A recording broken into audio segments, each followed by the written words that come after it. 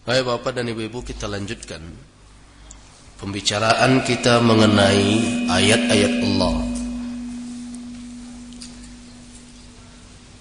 yang terdapat di dalam surat Ad-Duha.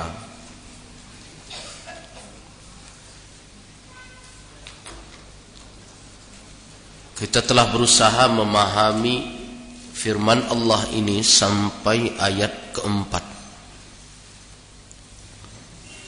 Walal akhiratu khairul laka minal ula. Sesungguhnya akhirat itu khair, lebih baik, lebih utama, lebih menguntungkan, lebih membahagiakan. Kata khair, kalimat khair mencakup seluruh kebaikan, mencakup seluruh kebaikan, baik kebaikan bersifat zahiri maupun maknawi. Jadi kalau ada istilahnya khair dalam pemahaman ayat ini, bahwa akhirat itu secara total keseluruhannya lebih baik daripada dunia. Bukan hanya satu sisi. Dari berbagai sisi, dari berbagai sudut pandang, maka kenikmatan atau kebahagiaan di akhirat itu jauh lebih baik untuk engkau Muhammad. Dan kepada kita juga diingatkan oleh Allah, akhirat itu jauh lebih baik untuk kita daripada dunia.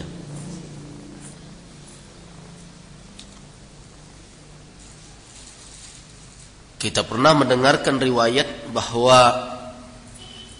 ad-dunya sijnul mu'min wa jannatul kafir. Dunia itu adalah penjaranya orang yang beriman dan surganya orang-orang kafir. Apa makna dari itu? Bahwa kebahagiaan yang hakiki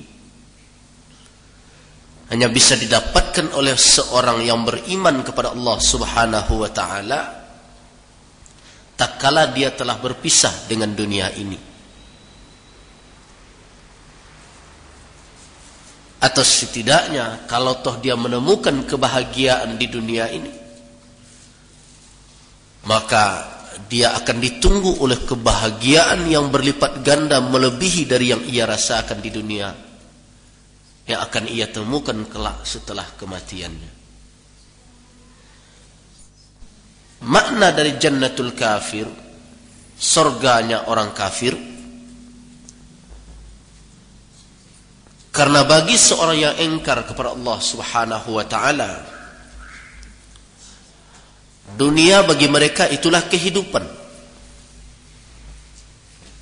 dan akhirat bukanlah sesuatu yang mereka impikan dan mereka dambakan. Karena itu, berakhirnya kehidupan seorang yang kafir kepada Allah di dunia berarti berakhirlah kesenangan mereka. Setelah kematian itu datang, mereka akan melalui berbagai macam perhitungan yang sangat tidak menyenangkan bagi mereka. Karena itulah ditamsilkan, diperumpamakan oleh Rasul, dunia bagaikan sorga bagi mereka. Bukan bermakna bahwa orang kafir mendapatkan seperti sorga di akhirat di dunia, tidak. Perumpamaannya itu bagaikan surga bagi mereka, karena setelah kematian mereka akan menghadapi neraka. Sedangkan dikatakan oleh Rasul, ad-dunya sijnul mu'minin, bukan narul mu'minin. Nah, ini perlu kita fahami. Dunia bukannya neraka orang yang beriman, tetapi penjara. Kebebasan dia tidak. Dia dapatkan secara penuh, kebahagiaan yang dia dapatkan adalah kebahagiaan yang terbatas, maka diistilahkan oleh Rasul dengan sijin, penjaraan. Semestinya kalau perumpamaannya, kalau kebalikan, tentu kalau dunia surganya orang kafir, tentu neraka bagi orang beriman. Tidak begitu Nabi mentamsilkan. Surga bagi orang kafir, tapi penjara untuk orang yang beriman.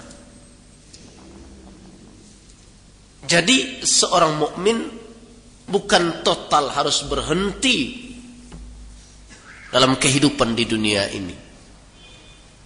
Seorang mukmin tidak boleh hidup dalam kondisi berputus asa di dunia ini. Seorang mukmin tidak boleh hidup dalam kondisi menyendiri jauh, seolah-olah dunia ini tidak perlu baginya. Hiduplah di dunia ini bagaikan seseorang yang dalam aturan. Jadikanlah dia sebagai jembatan untuk ke akhirat. Jangan bertindak di luar batas dan aturan yang telah dijelaskan oleh Allah dan Rasul. Nah, begitulah perumpamaan yang dijelaskan oleh Nabi. Dia bagaikan penjara kita. Kapan kita keluar? Kapan kita mesti beristirahat? Kapan kita mesti berlatih? Kapan kita mesti dijaga? Kapan kita mesti bisa menikmati kesempatan dan sebagainya. Begitu orang di penjara. Nah, kebebasan dan kenikmatan yang utama bagi seorang mukmin adalah akhirat. Nah, jadi ayat ini, walal akhiratu khairul laka minal ula, adalah untuk Muhammad Rasulullah dan para pengikut. Engkau akan mendapatkan sesuatu yang lebih baik, yaitu akhirat. Itu pasti lebih baik untukmu daripada dunia di mana engkau berada. Coba bayangkan kenikmatan yang telah diterima oleh Rasul, kebaikan yang telah beliau dapatkan dari sisi Allah. Tiada pangkat yang lebih mulia daripada seorang Nabi dan Rasul Allah. Tak ada lagi pangkat yang lebih tinggi atau kedudukan yang lebih mulia daripada kecintaan Allah kepada beliau, sehingga beliau digelari Habibullah. Kenikmatan itu beliau dapatkan di dunia, tetapi Allah tetap katakan, walaupun nikmat yang telah bertumpuk-tumpuk kepada Rasul itu belum lagi seberapa dibandingkan dengan nikmat di akhirat yang telah dijanjikan Allah untuk beliau. Nah, apatah lagi kita tidak mendapatkan kemuliaan sebagai seorang nabi, tidak mendapatkan karunia sebagai seorang rasul, tidak mendapatkan kedudukan seperti kedudukan nabi. Nah, tentu kalau seandainya kita bisa beriman seperti beliau, melakukan tuntunan beliau,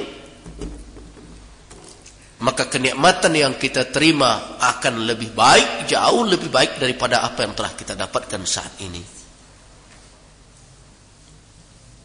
Bagaimana kita meyakini hal itu? Bagaimana kita meyakini janji-janji Allah tersebut?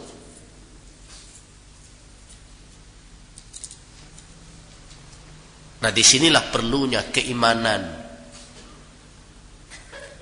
Nah, wajar kalau di awal ayat ini Allah lebih dahulu menyatakan bukti-bukti yang memperkuat keimanan kita. Wadduha wal laili idza saja. Kamu percaya dengan waktu duha? Kamu percaya setelah engkau lihat pergantian siang dan malam? Kamu percayakah bahwa ada Allah Tuhan kamu? Kamu percayakah bahwa Allah dan Tuhan itu maha perkasa, maha berkuasa? Kamu percayakah dia menguasai dunia dan akhirat? dan kamu percaya bahwa Allah Tuhanmu itu maha benar, kalau kamu percaya semestinya kamu percaya dengan ayat walal akhiratu khairul laka minal ula. Akhirat itu lebih baik daripada dunia. Tetapi kalau iman tidak ada, kemudian diceritakan ayat walal akhiratu khairul laka minal ula, pergi sekarang kepada Jad Bush, katakan kepadanya akhirat itu lebih baik daripada dunia. Dia tidak punya keyakinan begitu. Nah, paling-paling dia jawab itu kan janji-janji doang. Nah, disinilah kita bagaimana cara memahami firman Allah dengan pemikiran yang beruntun.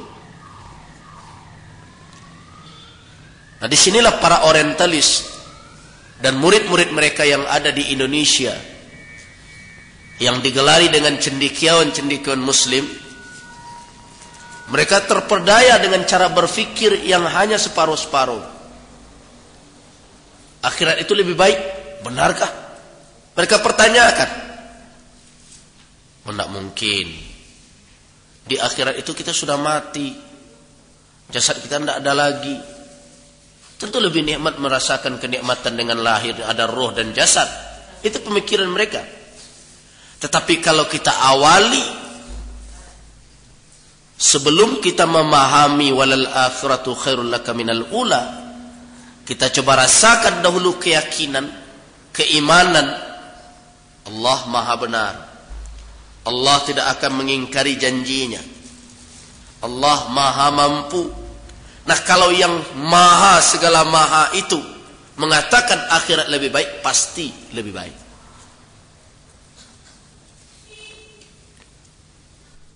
Jadi karena itu kita harus menerima ini dengan logika yang lurus dan keimanan yang jernih kepada Rasulnya. Allah berjanji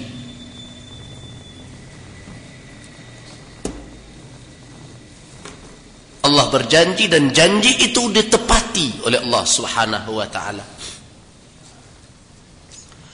Wala sawfa yu'tika rabbuka fatarda. Lam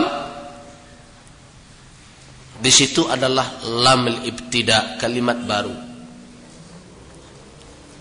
Kata sawfa lil istiqbal.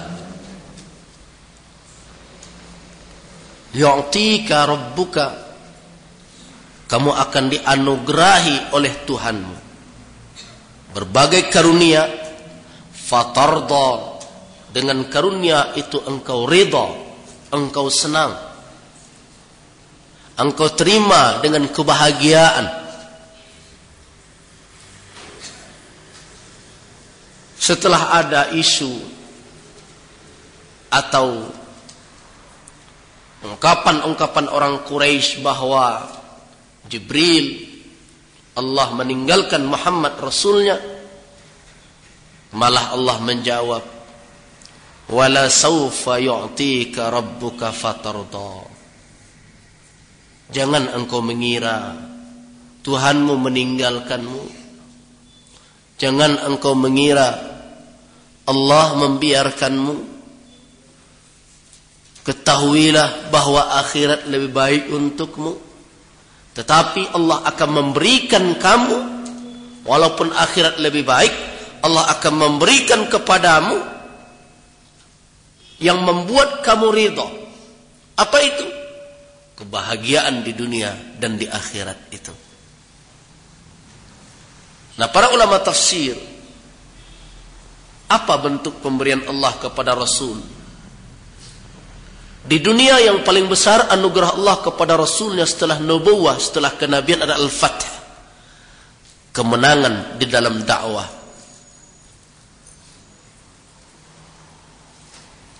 Apakah Allah menepati janjinya? Innallaha la yukhliful mi'ad. Pada tahun ke-8 Hijriah Allah menyempurnakan janjinya idza jaa